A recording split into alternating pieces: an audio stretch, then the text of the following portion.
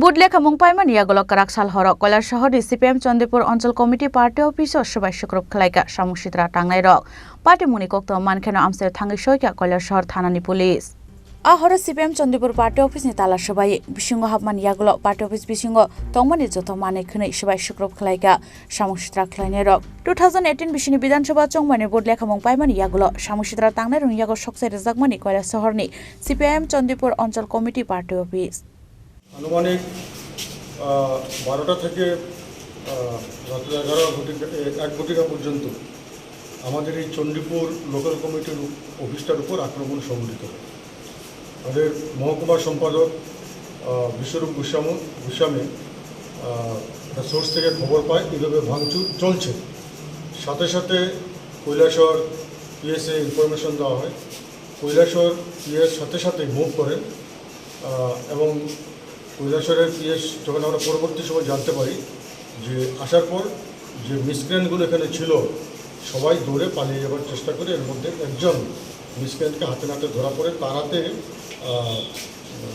Plus তারপরে হেমার হাতুড়া এগুলো তার হাতে ছিল এবং তাকে রাত্রিবেলায় তাকে ধরে নিয়ে যায়। প্রীতম পাল নামে স্থানীয় বাসিন্দা তাকে নিয়ে যায়।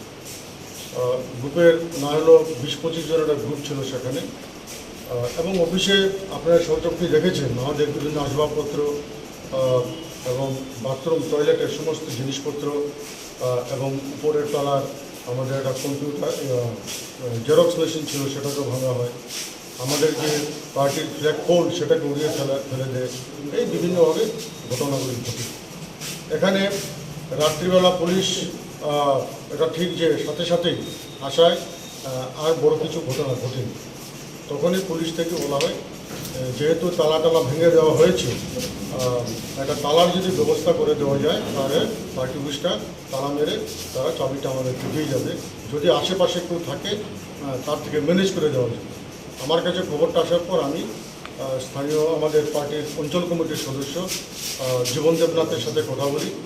উনি তখন ঘুমে স্বাভাবিকভাবে রাত্রে 1:15 বাজে, তখন তার কেউ জেনে থাকার কথা নয়। উনি ঘুম থেকে উঠে আমার ফোন ধরেছেন।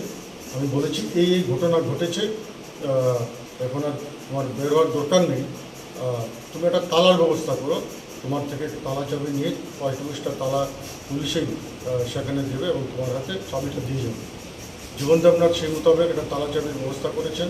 পুলিশ সেখানে আমাদের মেইন গেটে সেই তালা চাবি লক করে চাবিটা আবার জীবন দেবনাথের হাতে লক করে তারা গিয়েছে।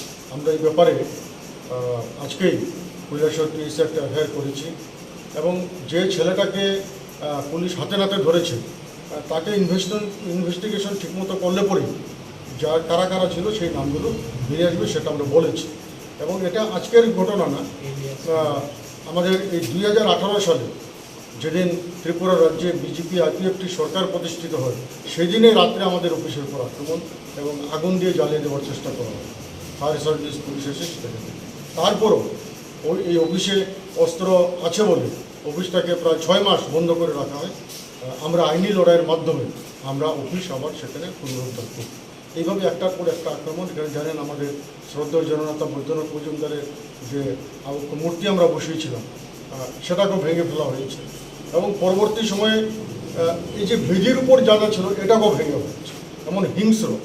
এবং এটা ঠিক গতকালকে নির্বাচনে সারা দেশে মোদি লহর যে নাই সেটা পরিষ্কার হয়েছে। তাই তারা হতাশ, বিজেপি এককভাবে সরকার করতে পারবে না, এটা ফলাফলই সেখানে পরিষ্কার হয়ে গেছে।